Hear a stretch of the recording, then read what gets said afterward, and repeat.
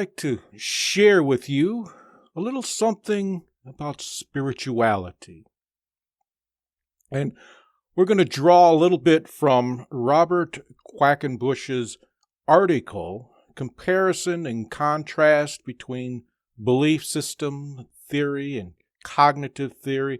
I know it sounds a little technical and everything, but there's some very useful information in this. And this was in the Journal of Psychology, published in 2001.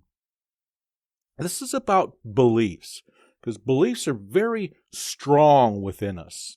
He tells us that beliefs are attitudes and values regarding others and the self.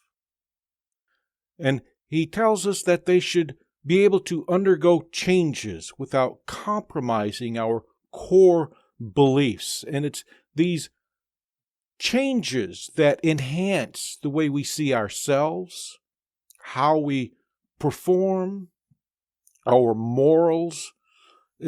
Beliefs affect us in a lot of ways. And he tells us that resistance is a result of a threat to these same areas about ourselves. And the maintenance of our belief system should maintain our level of confidence and satisfaction. And just that little bit there demonstrates how powerful our beliefs are, the role they play in our lives. And we can look across through our past, and we can see what happens when people's beliefs become rigid and they don't want to. It's not that they don't want to accept any new information. They just don't want to hear it. They don't want to be part of it. It demonstrates something about them. Not anything that we should hold against them, but to prepare us in how we should approach them the next time.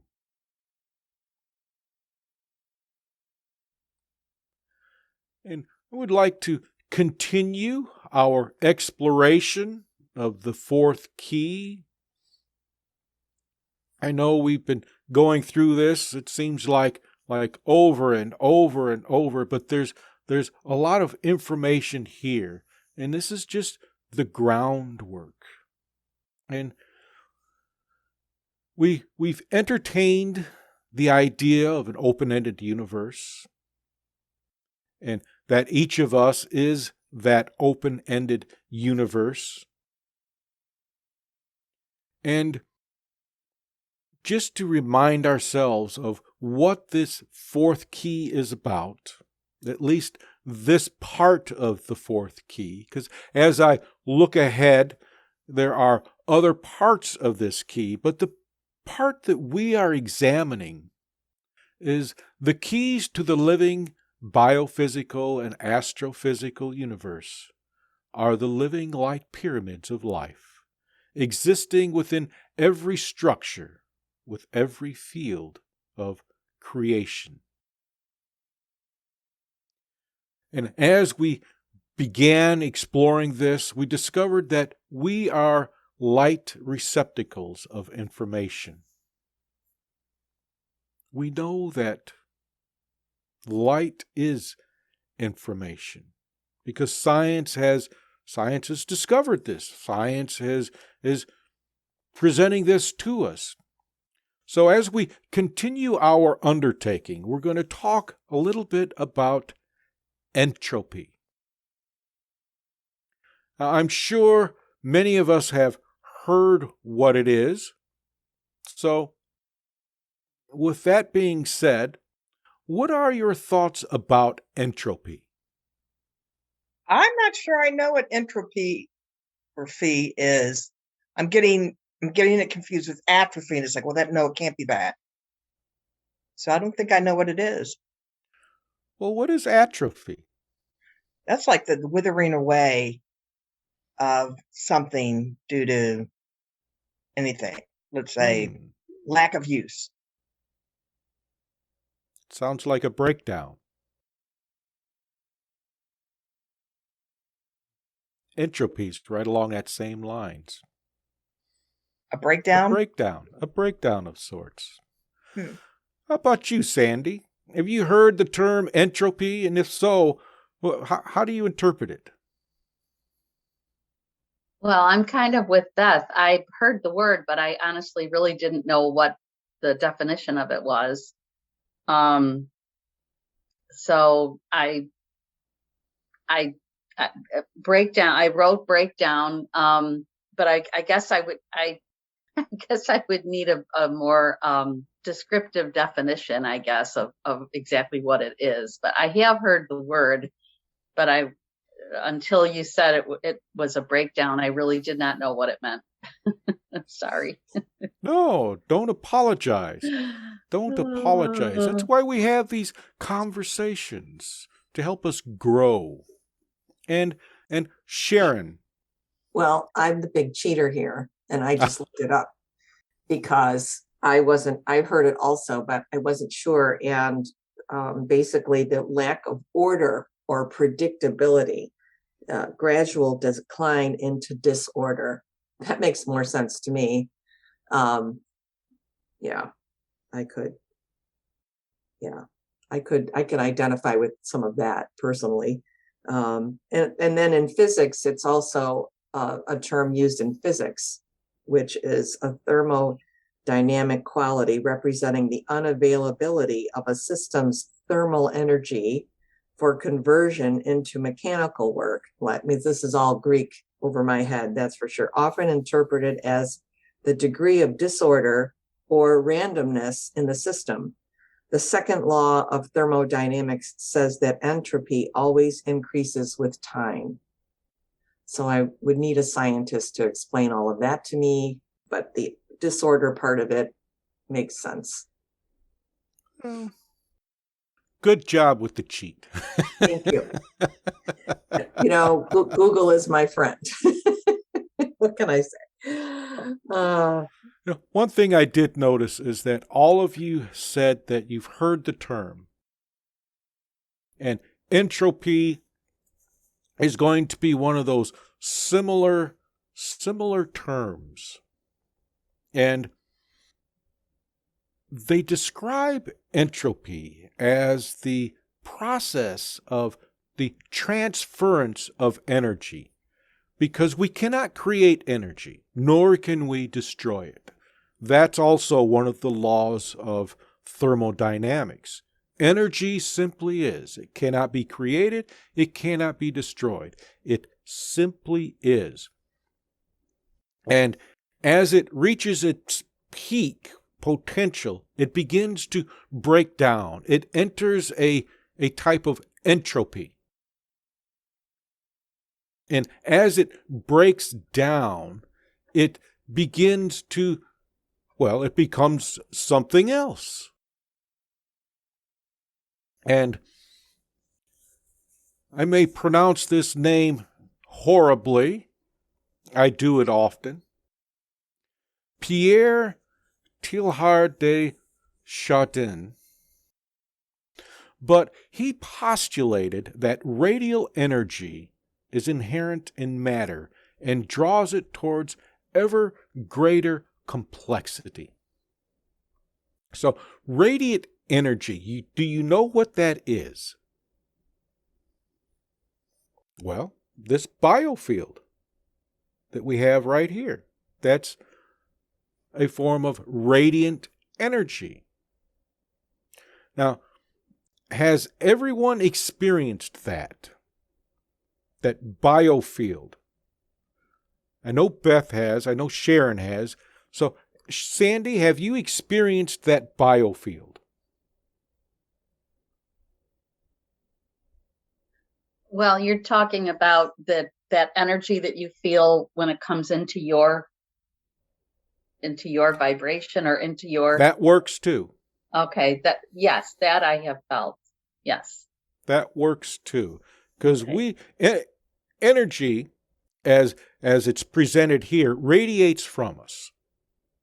It's that biofield that emanates from us. And that's what he's talking about. And he tells us that it moves to an ever greater complexity. Now, that's evolution, plain and simple. That is evolution. But he tells us that eventually it leads to an organized disorder. So we talked about chaos in an earlier presentation. Does everyone remember that? Chaos. First, I'm going to explain it to you the way I read it. I do a lot of reading, and it's always fantastic. As I was reading about chaos theory and what it was, the story this author presented was, we're all familiar with weather predictions. And they use a model to predict the weather. And what they do is they feed it in all this data, all this history of previous types of weather. And it takes all this information and it starts to put it together. But every so often, someone would have to go into the program and make some adjustments to it. Because if they didn't make these adjustments, well, it would just wander off the scale into something entirely different. And somebody discovered that these meanderings, these apparent meanderings into what appeared to be chaotic, offered patterns within them. And from that, whenever we see a situation that is just chaotic, that's what it appears to be on the surface. But if we were to go a little deeper and investigate, we would find these small patterns that would begin to emerge. We've got this social unrest that's occurring. Just the other week, I read about another unfortunate person killed by the police. And I believe in this instance, it was through what they call a no-knock entry warrant, or no-knock warrant. And they shot this person. There was no intention there, as there always is, no intention. But somebody has to have the safety off their gun, and somebody has to be trigger happy, and somebody has to shower themselves, wash themselves in that power that comes from taking another's life. And what happens with that? It causes chaos in the community. And when we look past that immediate chaos, when we delve deeper into it, we see patterns that begin to form. And sometimes these patterns are in little clusters. And these little clusters are people that are getting together that are amongst themselves protesting. And then eventually these little clusters find other little clusters, and those clusters get larger. And then we see a pattern that emerges. One of the patterns that emerged from these types of incidences, these types of chaotic, senseless actions, was the Black Lives Matter movement. This is what chaos is about. It's the transition from one state to another. It's like entropy. Entropy breaks down, and as it breaks down, it's becoming something else. And that's what this is about, is the changing of energy. And as energy changes from one form to another, it goes through this chaotic process. It goes through entropy. It breaks down, and as it breaks down, it begins to reorganize itself.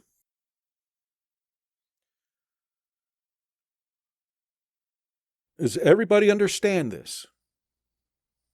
What are your thoughts about it, Sandy? Since you're right there.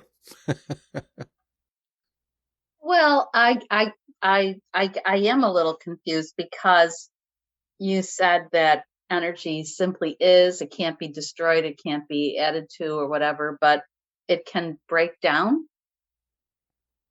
Think of a car. You put Oh. gasoline in your car in order to go.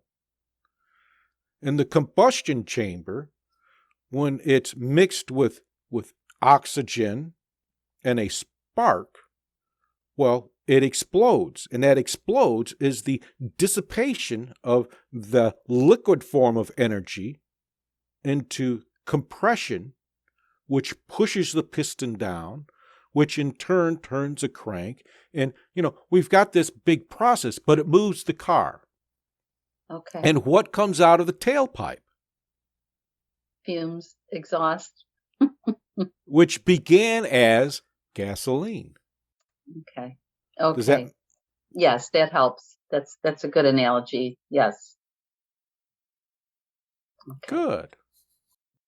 Well, using the people as an example and this, that lack of order, the chaos then does become order in the new group that evolves from the disorder. So I get that. That was a good way of putting it for me. That kind of made sense to me. So I see it that way. That does make sense. Good. So to me, this is kind of, and again, I'm having trouble wrapping my head around it, but then I'm on drugs.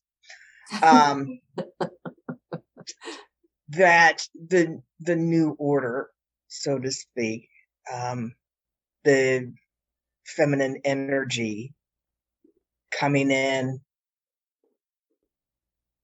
to the masculine, that transition is causing all this turbulence we're seeing in the world, not just our society.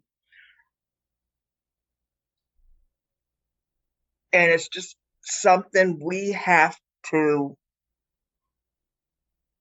I want to say suck up, but that's just not really the right term. Gonna have to bend in the wind with until the transformation. And I will probably be dead before the transformation, but it's also been coming for a while. I don't know where I was going with this. That's just what I was putting my head around. We have to go through this.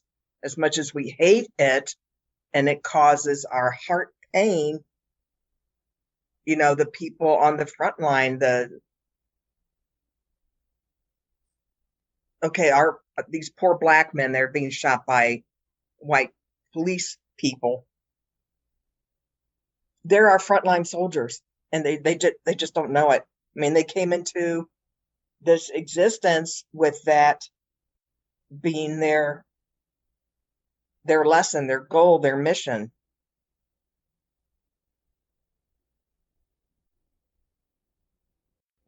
It's kind of overwhelming to think about it. Not only does this happen on a grand scale, on a large scale, but this same thing, what happens on this large scale, also happens on a small scale. When we go through these periods of confusion, it's because we're going through change. So, and as I said, that with that incident, it's just an example there. But it makes sense, is what I'm understanding. Not entirely, but you've got enough to where you can follow that thread. Now, one of the things that we use loosely is the term energy, healing energy, energy when we communicate. We've got all of this, and we refer to it as energy. And what rests within this energy is information. It's latent information. All this energy that's about is information. And when we come to the idea of closed systems, open systems and closed systems, entropy occurs in a closed system because a closed system is finite. It's based on whatever amount of energy is coming into it, and when that energy is gone, it's not working. The car is a closed system. When the gas is gone, it does not move until you put more gas in it. But an open system, which is what Pierre was referring to, an open system is an adjustable system. When it sees a lack of supplies, it changes. It moves from going full steam ahead to half or even quarter to stretch those supplies until it's able to replenish them. And when it does this, it may go into what could be termed as entropy or ordered chaos. And that's what I described with the example with the social unrest. Ordered chaos, because there's a pattern underlying it. Now, the thing is, with a closed system, there's no information there. But with an open system, a nonlinear system, there's information there because the system adjusts itself. And because the system adjusts itself, it adapts. Because it adapts, it suggests there's a level of intelligence there. Now, we talked about intelligence in one of these discussions as well. And intelligence is very abstract. One of the terms I believe that was used was free choice. And that's expressed with this entropy, with this ordered chaos that we may enter into.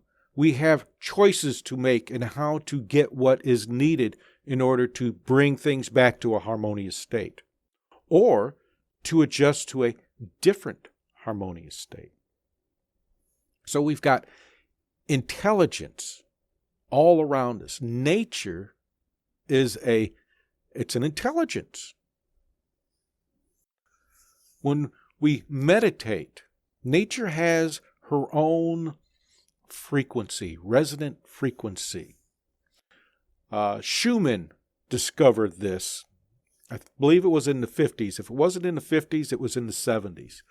And it became known as the Schumann Quotient. And they discovered that the frequency of the Earth was an alpha frequency. Now, we generate alpha waves in our brain, mostly back here in the occipital area. And as we begin to focus, well, this alpha wave moves from here and it works its way through into the frontal area. And what happens is it's reorganizing the neural firing. It's the patterns of neurons firing that give us these different brain waves. And as it moves forward, it's rearranging the firing of neurons. I know that might sound a little complex and everything, but the general idea remains the same. When we meditate, we are communicating with the earth because we get into that same alpha wave synchrony. Now, recently, and I don't recall how recently, that wave pattern has moved into the beta area. And the beta area is what we are typically in before we meditate. When we first got together at the beginning of the service and we're sharing what's going on with us, how our week has been, we're in a beta state of mind. It's where we spend most of our time at. It's a state that's kind of relaxed but ready. It's a mixed state. And that's where the planet is at, because every time we put more electrical stuff there, it changes the frequency. It brings it higher. So there's more information out there that's available. And so what I'm saying here is that intelligence requires some form of cohesion, whether we recognize it or not, because nature is able to adapt to conditions. And if you don't believe me, just look at an abandoned city and see how clean the streets are and how clear they are. You'll find that nature has crept in and taken over, reclaimed, not taken over, but reclaimed what was hers to begin with. So we've got these cohesive patterns here, which is information. Is this making sense to everybody? Beth, does this make sense to you? A little bit. Little bits. Okay. Is there any point that you're confused on? No, again, it's just, plant the seed and let it germinate. Oh. Okay. And Sandy, is this making sense for you? Bits and pieces, yes. And I'm writing little bits of it down. I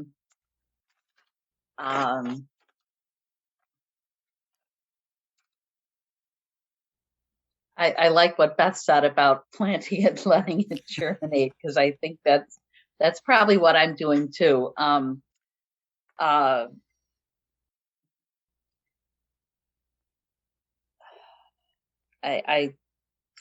just wrote little bits down. When we meditate, we're communicating with the earth, and intelligence requires some sort of cohesion.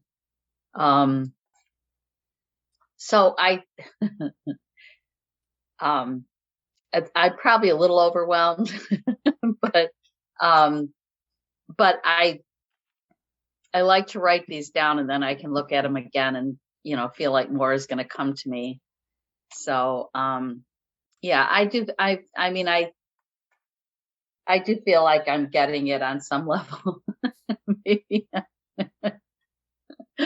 Oh gosh, it's a little abstract for me. And that's okay. That's okay, because then I've got something to achieve, something to go for. But yeah, I'm open to I'm open to it all. I guess let's put it that way. I'm open to it. Yeah. Don't hesitate to stop me and ask a question. Okay. Okay, because this is a learning experience. So don't hesitate to stop me and say, "Hey, Philip, I've got a question here. You said this. What does it mean?" That is perfectly all right. I encourage that. Okay. So, and Sharon, I haven't lost you too bad, have I? Well, it is a little over the top for me as well. But when you talked about the Schumann's resonance, which the reason I even remember this is because Karen had sent something to me, a link somewhere a while back. And anyway, it's been a while and I didn't really remember it all. So I went back and looked it up. And if you Google that, you can read all about that, about the energy in the earth and how you get energy from the earth. And so that I recognized when you mentioned it. So I wrote that down again so I could go back and read about that. So yeah. It's kind of where I am right now. With that, there is also a website, and I don't recall the address. I don't even know if I have it saved anywhere. But there's a website that can give you the readings Yes. of the planet so you can see where it's at. Mm-hmm. So, now, the reason I stopped and asked is because this next bit is really may get confusing.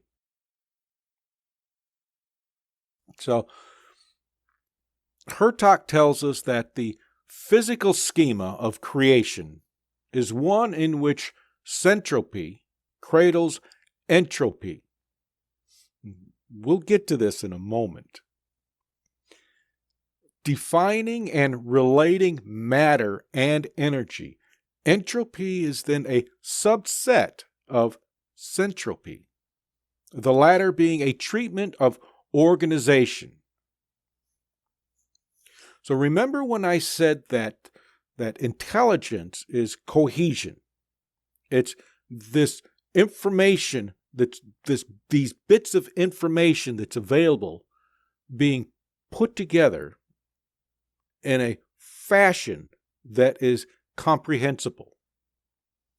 Energy is latent information that only needs an intelligence to interpret it. So energy becomes information when it's arranged in a certain fashion. So what he is telling us, and I missed something, I just recognized it right off the bat here as I'm looking at it. I missed something entirely. The organization of this information, of this energy into information, is what is termed negative entropy. Now, what negative entropy is, remember when I mentioned these hidden patterns and chaos? That's negative entropy, because entropy is the breaking down of the energy or of the information as it is transforming into something new. And as it reorganizes itself, when it hits that point where it begins to reorganize itself, it becomes negative entropy because it's no longer breaking down, it's building up. And what centropy is that building up. So entropy is part of the process. Now here's the confusing part, because we've got decay on one hand and we've got growth on the other hand. And what nature does is nature applies both at the same time.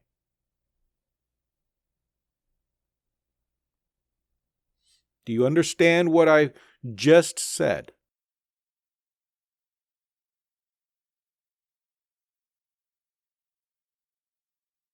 Could you repeat that? Okay.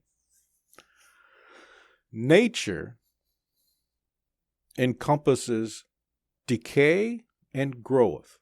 In other words, harmony includes disharmony as well as harmony. Remember when I said that harmony is like if you look at a river, it moves all over the place? Well, that's what harmony is. It's self-adjusting. And these are the two fundamental processes in creation, is decay and growth. So let me put it in a word that we can probably understand much easier. Evolution.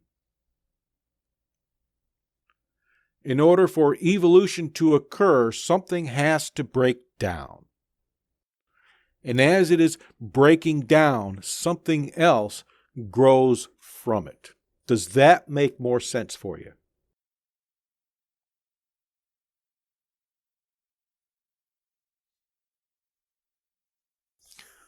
So, Beth, does this make sense for you now? Yes, better. Thank you. Good, good. And Sandy? Yes, that definitely does. Yeah, that's understandable. Very good, very good. Evolution, very good word. Mm-hmm. Good. And Sharon? You able to thread all this together now? Yes, better. Thank you. Good. Good.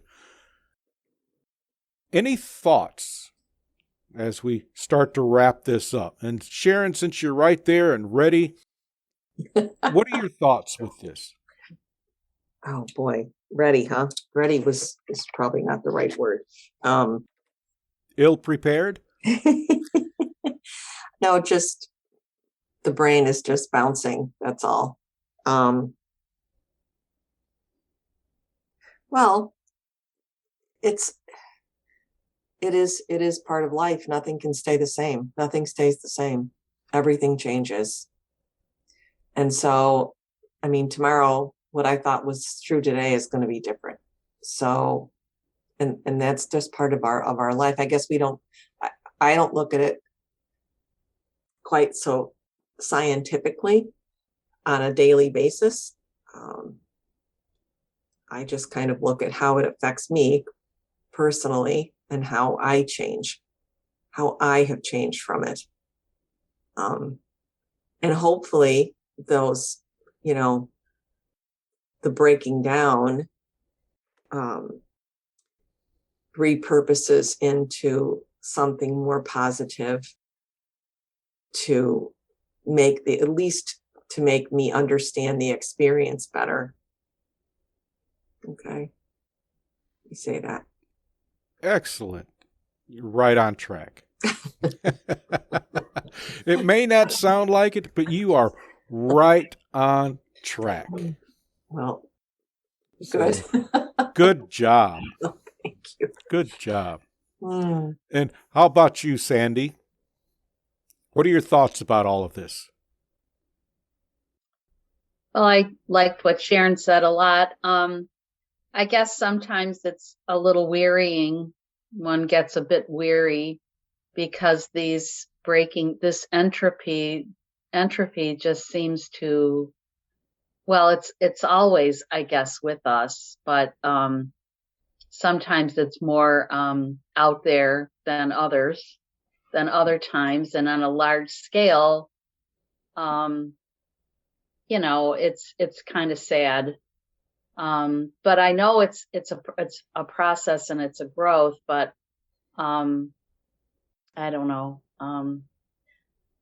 Probably sad because nothing much will really probably change in my lifetime.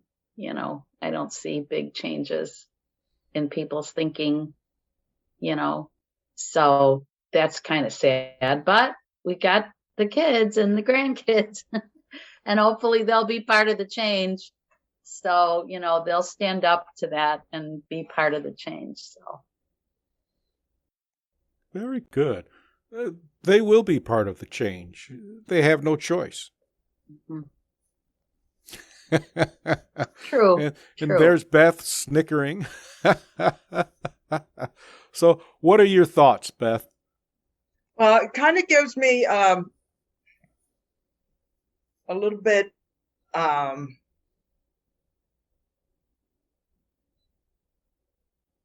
of either hope or maybe another buck up in my resilience that this is needed. If I want to evolve, I've got to endure this. Can't fight it. I want to evolve. So it's like, okay, it's all planned. It's all part of the master plan. I don't have a blueprint, but here's my little cog in the wheel. I'll do it. Good. Well, it sounds like all of you have picked up on this. And this will come in handy because our next presentation wraps up this portion of it. And all of this will start to come together. But I want to leave you with this. For growth to occur, there must be decay. For decay to occur, there must be growth. And I want to say thank you for your participation and sharing your thoughts, and thank you for allowing me to confuse you once more.